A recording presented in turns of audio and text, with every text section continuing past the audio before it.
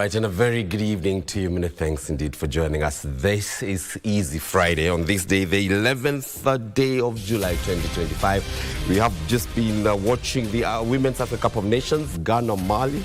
They drew 1-1. There's another match coming up in about an hour. Tanzania playing South Africa. You need to look out for that. But first things first, we need to brief you on the news that's been shaping up tonight. I love to call that the eye review of Easy Friday tonight. Here are the highlights.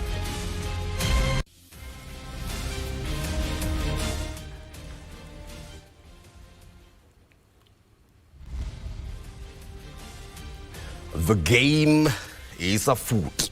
In comes the referee, but what awaits the newly reconstituted IEBC Commission?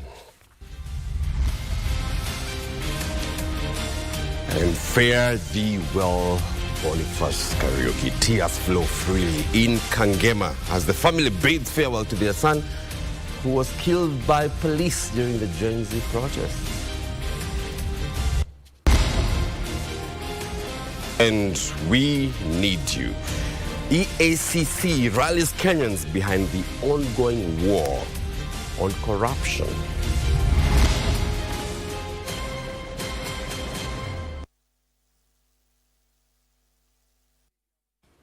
All right, riding solo tonight, but our sign language interpreter tonight is Lucy Maura. Many thanks indeed for choosing us tonight. Now, the Independent Electoral and Boundaries Commission chairperson, Erastus Edung, is pledging to discharge his duties diligently and safeguard Kenya's democratic rights in the 2027 general election. Speaking at the Supreme Court of Kenya today, shortly after he and 6 other commissioners took oath of office, Edung said free and credible elections are the foundation of a thriving democracy, and his team will strive for the same while owing fidelity to the people of Kenya and the Constitution. Chief Justice Martha Koome, who presided over the event, cautioned the new IEBC team that it was taking an office at a time when Kenyans have expressed discontent with public institutions, and that it must do everything possible to gain public trust. That story begins our coverage tonight on Easy Friday. Following the decision of the High Court to dismiss a petition challenging the nomination of the Independent Electoral and Boundaries Commission chairperson Erastus Edung and 6 other commissioners, the new appointees took oath of office at the Supreme Court of Kenya Friday noon. I, Erastus Edung Ethekon, knowing well the burden they have to shoulder as he moves to settle in Office 604 at Anniversary Towers, the Commission's chairperson Erastus Edung pledged his loyalty to the Kenyan people first. That my first and foremost loyalty is to the people of Kenya, who hold the sovereign power under Article 1 of our Constitution. And that power allows them, therefore, to exercise their sovereign responsibility, including their right to vote. Edung acknowledging it won't be a walk in the park given misinformation, disinformation and fake news attached to any electioneering process, promising to work with relevant agencies to tackle the same. But we also have an opportunity to work with those news outlets to ensure that we educate, we inform, and we focus on factual truth so that then we build trust, because it's through that information that we build trust in the credibility of our institutions, such as IEBC, but also of our electoral processes. Chief Justice Martha Koome, who oversaw the exercise, challenged the new commission to execute its task with integrity and commitment to constitutionalism. Koome describing the ceremony as not just a mere legal formality, but the symbolic transfer of trust from the people of Kenya to the IEBC. In you now resides the solemn responsibility to safeguard one of the most sacred rights in our Constitution, the right of every Kenyan to participate in free, fair, and credible elections. Collegiality and cohesiveness in your operations will be key for the trust that you'll need to get from us. Edung will be expected to lead the team comprising of Angerin Deritu, Moses Alutalala Mukhwana, Mary Karen Surubet, Hassan Nur Hassan, Francis Odhiambo Adwal and Fahima Arafat Abdullah, tasked with overseeing the 2027 general elections. With the chairperson and commissioners having taken oath of office, it's now time for IEBC to hit the ground running and deliver its mandate to the people of Kenya. Yusufar reporting for Easy Friday in Nairobi. All right then, and the new IEBC commissioners have taken office with a full in-tray of tasks crucial in restoring public trust in elections. Key among the tasks is conducting mass voter registration, cleaning up the voter register, and procuring new technology for transmission of election results. And as Gishoke Washira reports tonight, time is not on the side of the Erastus Ethicon Commission. Erastus Edung Ethicon. As Erastus Ethicon and the 6 commissioners take over the Independent Electoral and Boundaries Commission, the magnitude of the responsibility ahead cannot be understated, especially with only 2 years to the general elections. 2 years before elections that a fully constituted IEBC ought to be in place, as recommended by the Judge Johan Kriegler Commission as one of the remedies to the 2007 disputed elections. But before then, topping IEBC's priorities is facilitating a credible by-elections in 6 constituencies, 1 senatorial by-election in Baringo County, and 7 by-elections at the ward level. A task that will determine public trust on the new commissioners. It will also be the litmus test. They will have what we call baptism by fire. Because in these by-elections, the commission will be tested. And maybe some of the flaws, some of the weaknesses are things that they can see whether they can quickly deal with. But unfortunately, by the time they're dealing with this, time is still running out. We'll be eating into the 2-year period, which 2-year period ends at the time of election. The new commission is also to roll out the mass voter registration exercise and clean up the voter register. Further, all eyes will be on the Ethicon-led team to ensure transparent and diligent procurement of the technology for voter identification and results transmission. High Court Advocate Duncan Okach cautions that failure to be transparent in these 2 crucial tasks may attract legal challenges that may hinder performance of the new commission. But the task ahead of them means that they needed to, there's no time to warm up, there's no time for trial and error, there's no time for, for trying to practice. It is hitting the road immediately. Unfortunately, when you look at their entry today, their entry is so full that it will make Kriegler to wonder whether we ever land. Because Kriegler said immediately after the election, the next cycle starts. Article 89 of the Constitution mandates IEBC to conduct boundaries delimitation at intervals of not less than 8 years and not more than 12 years and at least 12 months to the general elections.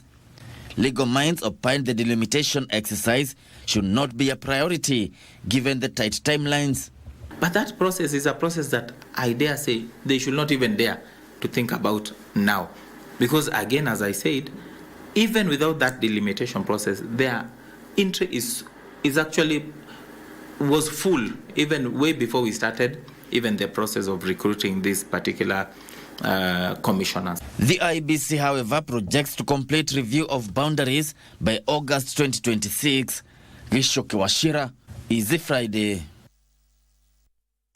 All right, then, moving forward with Easy Friday, Boniface Kariuki, that's the 22-year-old mask vendor who was shot in the head by police during protests in Nairobi CBD on June 17 this year, has been laid to rest today in Kangema, Murang'a County. Kariuki was shot at close range and rushed to Kenyatta National Hospital, where he underwent surgery and remained in the intensive care unit for 2 weeks before being declared brain dead. These were the scenes at Murang'a town. Heavy police presence was spotted along the route leading to Boniface Kariuki's home in Githunguri village. Hundreds Hundreds of young mourners, many of them Nairobi-based hawkers, turned up to pay their last respects. June 2025, during demonstration in Nairobi, where he was shot by a police officer while he was wearing a mask. They eulogized him as a hardworking youth who was determined to uplift his family's living standards. Hawker ni wananchi, na hawker ni watu ambao wanafanya kazi zao, wanapiga biashara yao, na wanapiga biashara safi. Hawaibii mtu, wanaendaga wananunua kitu wanakuja wanauza. Kwa hivyo kuangalia tu hawker unaona ni kitu ambao unaweza piga marisasi hivyo. That thing should stop. Hawa vijana kama hawa, they do not deserve to die. They deserve to be protected by the government of Kenya. Leaders who graced the burial, led by former Wiper leader Kalonzo Musyoka, called on the government to deliver justice to Boniface's family and take decisive action against police officers who use excessive force during protests. Ile amri ambayo umesikia viongozi wengi wamesema, ambayo rais ametoa juzi, hakiwa na hasira nyingi sana, ni amri ambayo ni kinyume cha sheria. Mauaji ya Boniface yalifuata yale ya Albert Ojon. Yote yalisababishwa na risasi na mauaji kupitia polisi wa Kenya ambao wanalipiwa ushuru na wazazi wa Kenya. So there should be no double standards when it comes to these things. Mambo ya kufanya kutumia bunduki vibaya. Mimi naomba askari polisi mkatae huo mwito. Mkatae huo mwito, mhakikishe kwamba hii nchi wa Kenya wanakaa kwa usalama. The burial comes a day after the Director of Public Prosecutions approved murder charges against Police Constable Clinzy Masinde Barasa over the fatal shooting. Kasichana Masha, Easy Friday. All right, fare thee well, Boniface Karaoke. Let's take our first break. We're back in a moment. Remember, at 10 o'clock, Women's Africa Cup of Nations continues. Tanzania, South Africa. See you on the other side of the break.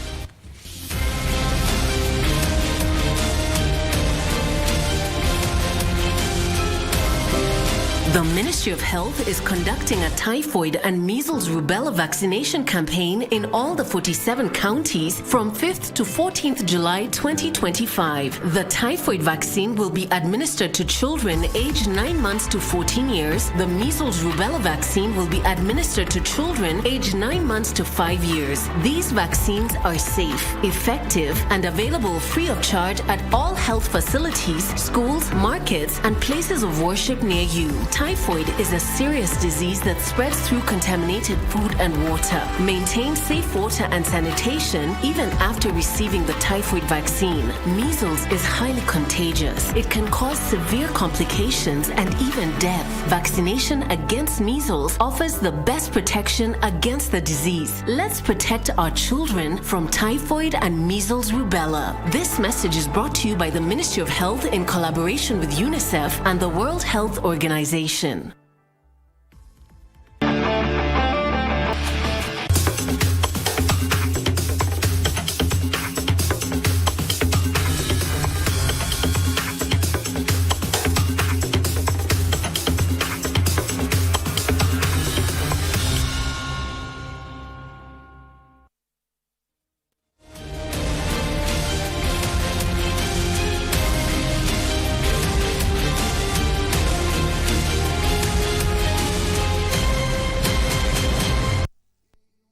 All right, welcome back to Easy Friday. Many thanks indeed for choosing us. Now, Deputy President Professor Kithure Kindiki has continued the accusations against the opposition of sponsoring chaos and pushing politics of division and tribalism in the country. Speaking in Kiminini, Trans Nzoia County, during an empowerment forum, Kindiki said the government is working hard to change the lives of Kenyans and ensure in the country. The Deputy President, Professor Kithure Kindiki, was in Kiminini, Trans Nzoia County for an economic empowerment forum. He took the opportunity to call out the opposition leaders, led by the former Deputy President Rigathi Gachagua, accusing them of failing to provide alternative solutions to the problems facing Kenya and instead resorting to polarizing the country along tribal lines. Mkiona tunaenda njia ambayo sio sawa, mtukosoe. lakini kwa njia ya amani na kufuata sheria, sio uvamizi ati kambi ya jeshi, kambi ya polisi, sijui ikulu. Hiyo ni kuvuruga nchi. That's how you destroy the country. Whoever wants to demonstrate, let those demonstrations not end up in tragedies of proper destruction, maiming people, killing innocent people, and rendering people destitute. He defended the Kenya Kwanza government, saying it is working hard to change the lives of Kenyans and ensure equitable development in the country. Wale walikuwa wanapiga hii program ya SHA wamekimya, kwa sababu sasa imeanza kudhibitika, imeanza kufanya kazi. It has started working. Those noise makers are now silent. Na hii program jameni, for the first time almost half of the people of Kenya saa hii wamejiandikisha. Hii serikali iko na mipango mizuri yenu. Rais sasa amepata pesa ya kutengeneza barabara zenu zote. Hapa Trans Nzoia, chini ya miezi 2, Rais William Ruto atakuja yeye mwenyewe kuzindua mabarabara zenu. Tilio Marco for Easy Friday.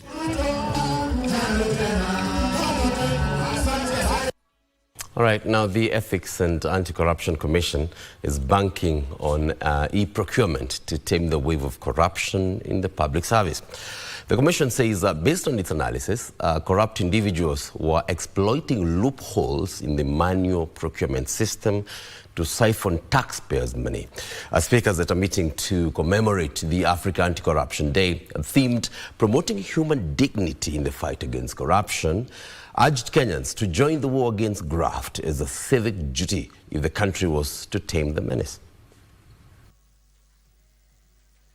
The Ethics and Anti-Corruption Commission says winning the war against corruption will require collaboration of agencies, but more importantly, all Kenyans.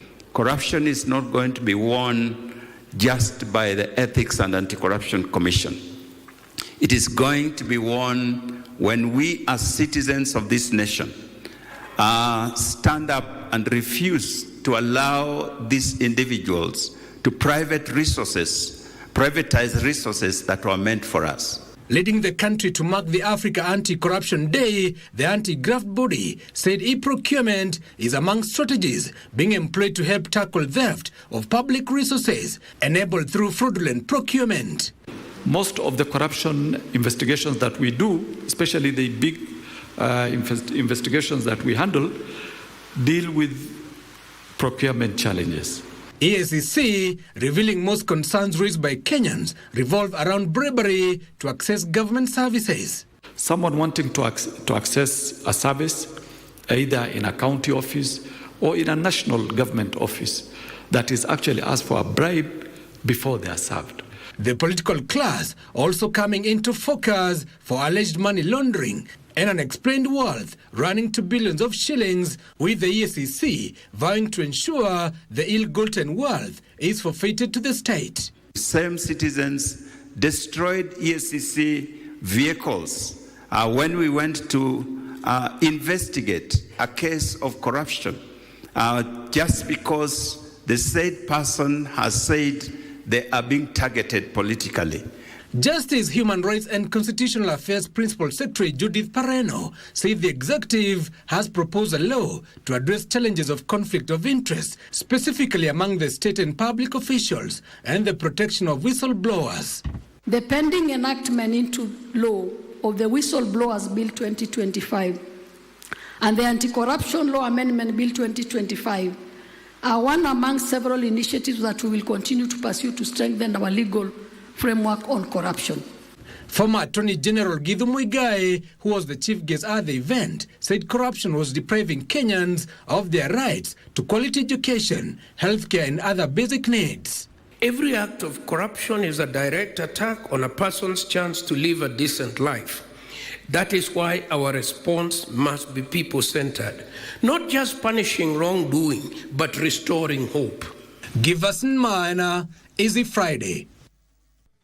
All right, we have business news and sports a bit later. Remember, the Women Africa Cup of Nations continues. Tonight we bring the match live. I think that's the final match of the day, Tanzania, South Africa. But before then, every Friday we bring you the savage netizens. And here we go. Shoot them in the legs, said the president. A message that left some keyboard warriors raging online. Here is Teresia Mutai with this week's episode of Savage Netizens. Wasimuue lakini wapige hii miguu ivunjike ndio aende kotini, aende hospitali akienda kotini. Is there a need for two legs? And netizens wondered after a short leg directive was issued. So let's find out how they fully reacted to the directive. It looks like content gold. Netizens have had a field day with the president's directive to the police to immobilize vandals and looters. Yes.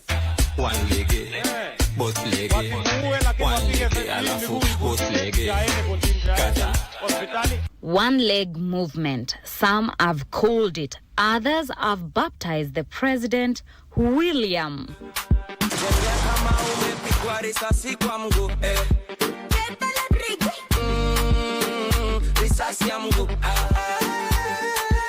Another netizen seized the moment, announcing that she was now selling wheelchairs. Shooting, hospitali, jela. Huko jelani tunawaletea wheelchair kwa bei ya nafuu, mdogo mdogo.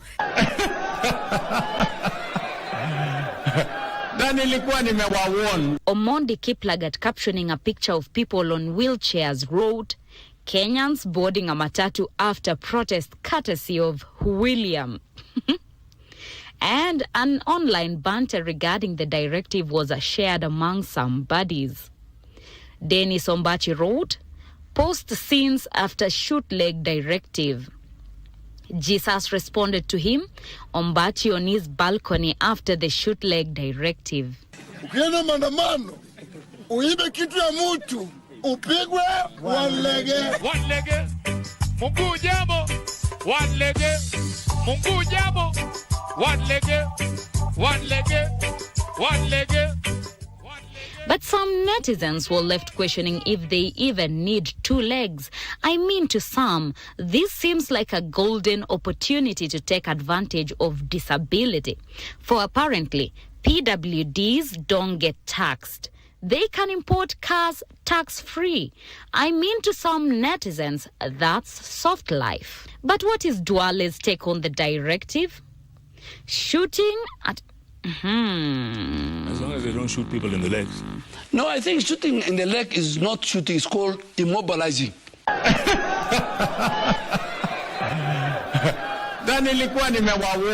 Let's catch you next week on Savage Netizens for Easy Friday. I am Teresa Mutai. Tembea kama umepigwa risasi kwa mguu. Risasi ya mguu. Tembea kama umepigwa risasi kwa mguu.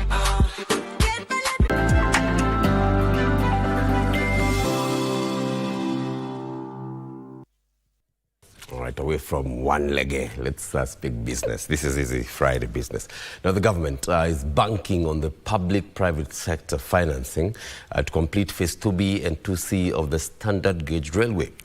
The project, estimated to cost close to 650 billion shillings, stretches from the Naivasha to Malaba town, a distance of about 475 kilometers. Transport Cabinet Secretary Davis Chilchil says the government will seek the private sector's hand, in financing the rolling stock and freight operations, are expected to cost around 130 billion shillings. In April, Kenya signed a deal with China for the financing of the SGR Phase 2B and 2C from Naivasha, Nakuru County to Malaba, Busia County. The total cost of financing the project is estimated to be 645 billion shillings. Transport Cabinet Secretary Davis Chilchir says the government intends to construct the rail infrastructure while bringing in private investors to handle rolling stock like locomotives, wagons and green freight services. With that investment of 5 billion, we'll be looking to reduce the portion that would otherwise go to freight in buying the engines, the whatever, buying the bogies and the rolling stock, and therefore reduce that cost significantly, but allow private sector to play in that space. That way, instead of spending an extra $500 million or $1 billion, we leave that to the private sector. This concession arrangement would allow the private sector to operate and maintain the rail services, helping ease pressure on Exchequer. Chilchir revealed that Etihad Rail has already shown interest in the cross-border project, which will improve regional integration. He also emphasized the government's commitment to increase rail offtake to 40% of the 40 million metric tons handled at the port of Mombasa. Our 40 million metric tons of cargo landing in Mombasa today, the railway is only offtaking about 20%. If we are able to work more closely with the ports, we will be able to take up to 40-50%. He was speaking on the sidelines of the 37th Council of Ministers Northern Corridor meeting that resolved to fast-track the implementation of the Northern Corridor Green Freight Strategy 2030 in order to reduce impact on freight transport activities on environment. Weri Mujenga for Easy Friday. All right, now Kenya is enhancing its border surveillance to curb the flow of illicit pesticides. The Pest Control and Products Board says most counterfeit and unsafe chemicals are passed through the borders, posing a threat to the country's food systems. The board is urging farmers to purchase pesticides that are only registered in Kenya to minimize fake and harmful pesticides to enhance food safety. For the longest time now, Kenya has been dealing with a rising case of fake and harmful farm inputs like pesticides, which often find their way in the Kenyan market through the country's porous border. The Anti-Counterfeit Authority says that 7 out of 10 pesticides and herbicides sold in the local market are fake. Last month, the government of Kenya restricted the use of 77 pesticides and put an additional 151 chemicals on a review list. The government says the banned pesticides were due to harmful active ingredients in the chemicals. The Pest Control and Products Board is urging farmers to only purchase locally accredited pesticides that have passed tests and are suitable for the local ecology. With using illegal products is that they may be phytotoxic. They may be toxic to the crop that you are actually trying to protect, which sometimes leads to farmers having losses. Because these products, as I said, are often poorly formulated. They may be with active ingredients that are undeclared or which exceed safe levels. So you may lose your crop. So the idea should not be, are these products registered in EU, should not be registered in Africa. If we took that, we will not produce food. So the idea should be, do the risk posed by these products acceptable and can be mitigated? That should be the question. To tighten the manufacture, import, sale and use of pesticides in Kenya, the Cabinet has approved the Draft Pest Control Board's bill aimed at strengthening the legal and regulatory framework for pesticides management. We will be rolling out a hybrid labeling system going forward. There is something called GHS, Globally Harmonized System for classification and labeling of chemicals. Farmers have been encouraged to consider ecological farming and integrated pest management system to reduce the use of chemicals in food production. Hii ndio tunaita pest management. Ili wakati nataka kupiga dawa, ninajua ni dawa aina gani naweza kupiga. Na hili dawa inachukua muda gani.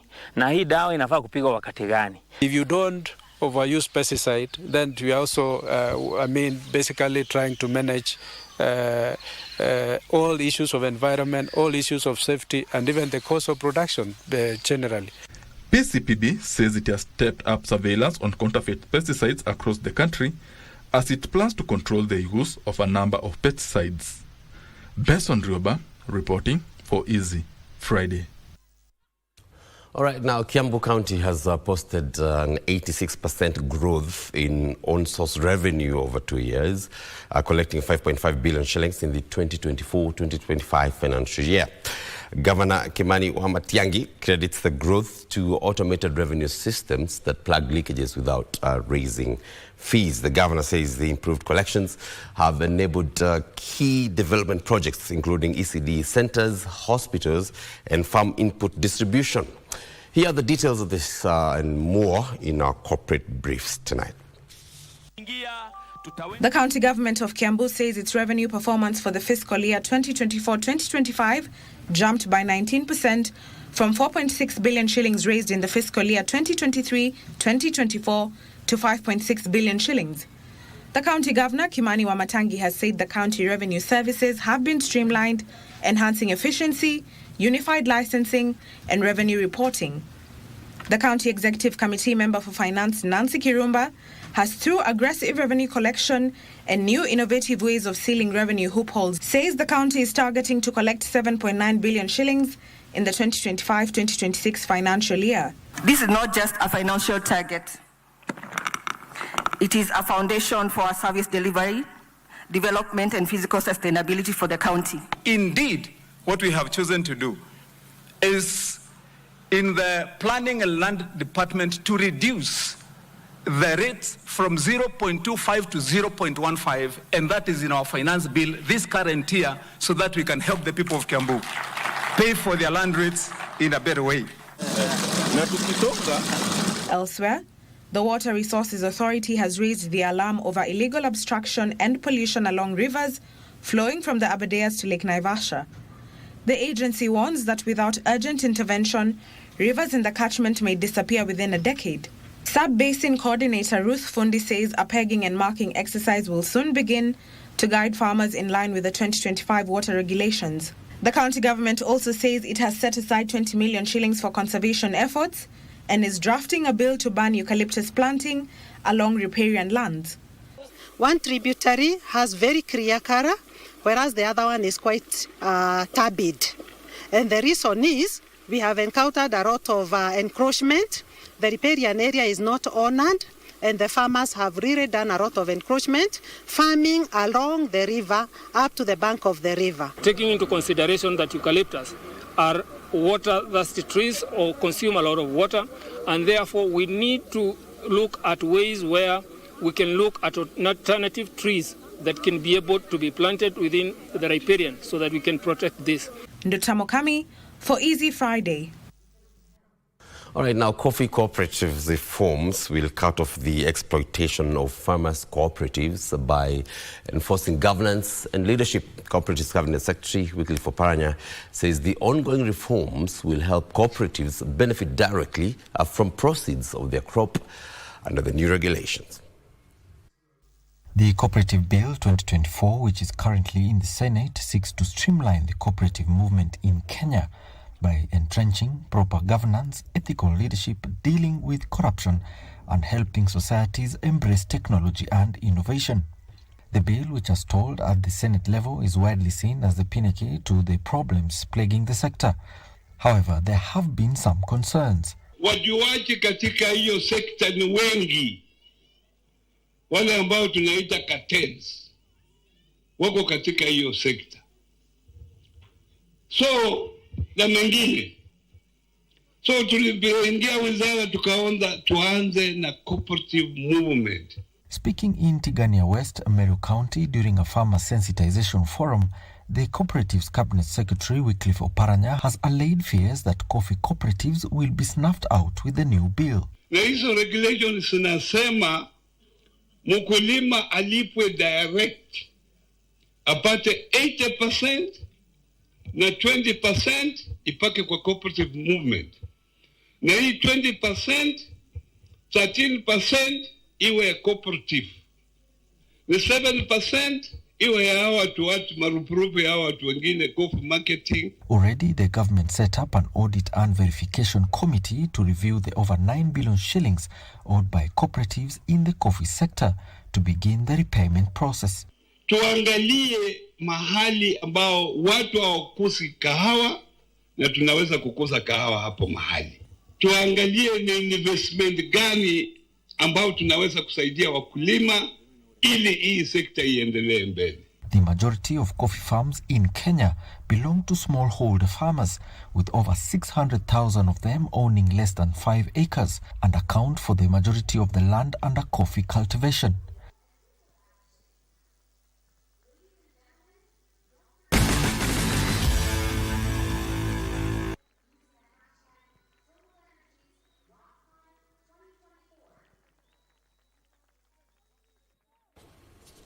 All right, welcome to Easy Friday Sports. Daniel Ohome is celebrating his birthday today. Have a good one, Mr. DW, Mr. Daniel Wahome. Now let's speak sports. And Kenyans have been urged to turn up in big numbers and cheer the national team Harambee Stars during the 2024 African Nations Championship, which kicks off on August the 2nd. Speaking as the countdown to the Continental Showpiece begins, local organizing committee chair Nicholas Musonye has confidently declared that Kenya is ready to host the tournament, with ticket prices expected to cost between 200 shillings and 1,000 bob. The Confederation of African Football CAF has expressed satisfaction with Kenya's upgraded football infrastructure, including Kasarani and Nyayo stadiums. Local Organizing Committee Chair Nicholas Musonye appealed to Kenyans to come out in large numbers and cheer the national team Harambee Stars. We had a discussion with 3 countries how to price the tickets. In Kenya it's 200, 500 and 1,000 for VIP. 200, 500 and 1,000 for VVIP. We did this because we didn't want to make it very high. Kenya will be co-hosting the tournament alongside Uganda and Tanzania. All Harambee Stars group stage matches will be played at the Kasarani Stadium. Go to Kasarani Annex A and B. Those are stadiums on their own. So we have Kasarani Annex A and B. We are transforming Utali pitch. Is another training venue. If you go there today, you'll be surprised. With Nyayo Stadium hosting other Group A matches, Kenya's first match is against DR Congo on August 3rd. Stars will also battle Morocco, Zambia and Angola in the group stage. Frederick Moki for Easy Friday.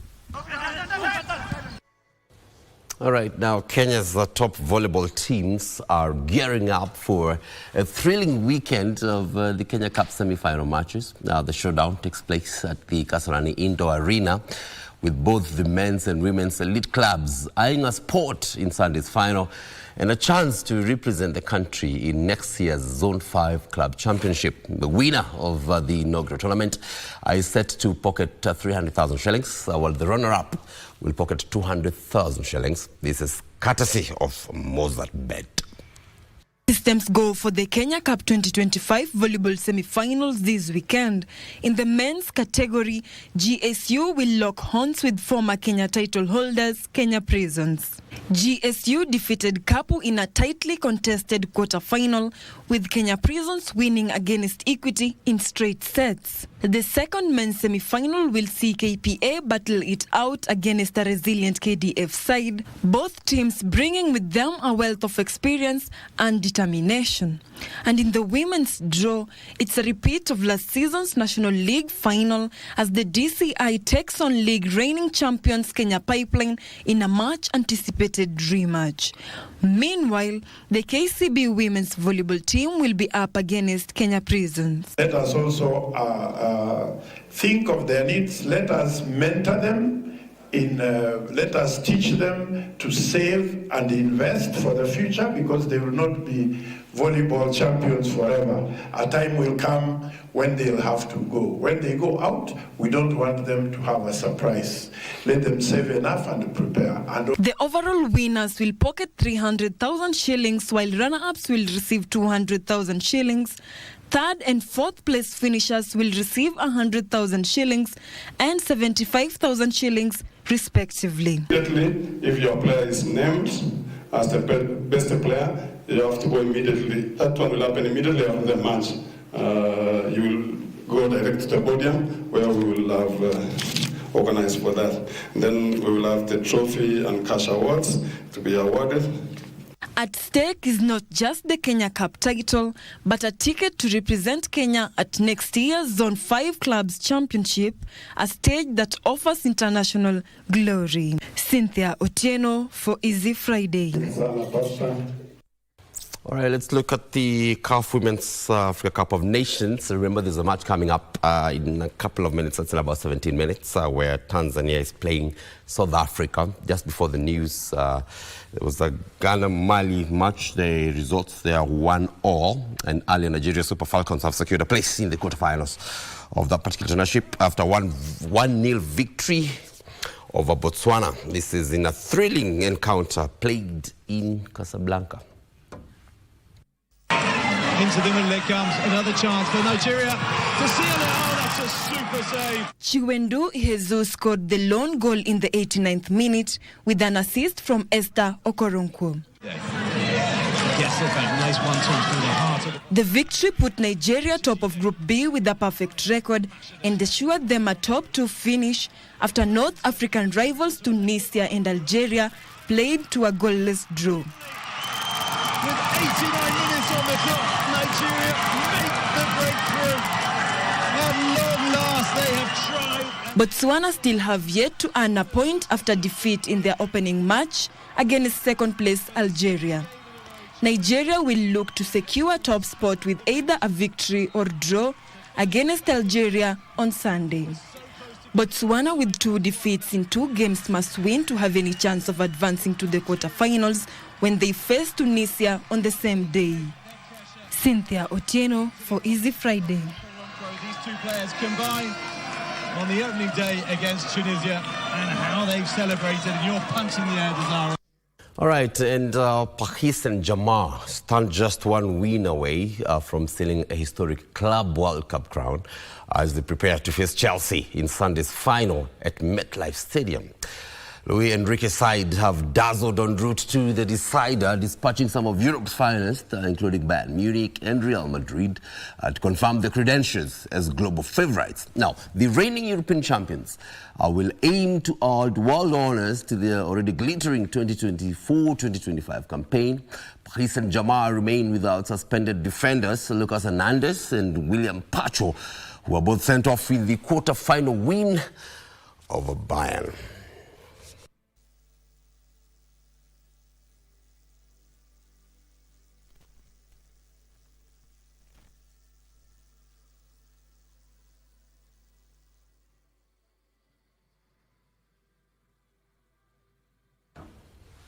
All right, and that seals Easy Friday tonight. It's been quite a marathon. Why? Because we have the Women's Africa Cup of Nations. Tanzania is playing South Africa. Let's check the time.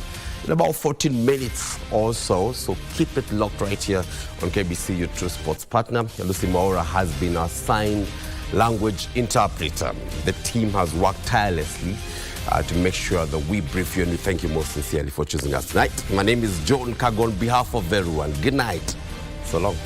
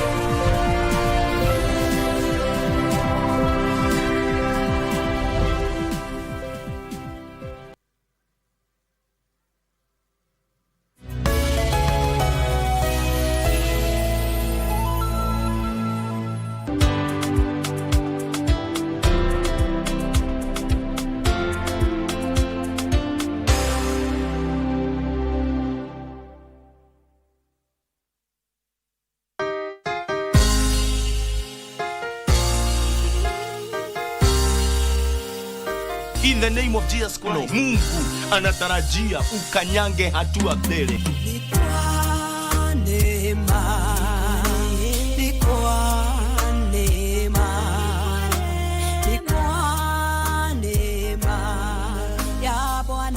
wengine wametawaliwa na uchawi. Wakati wao umefika. Wewe umenitazama siku ya leo. Neema na kibali cha Bwana kikawe juu ya maisha yako.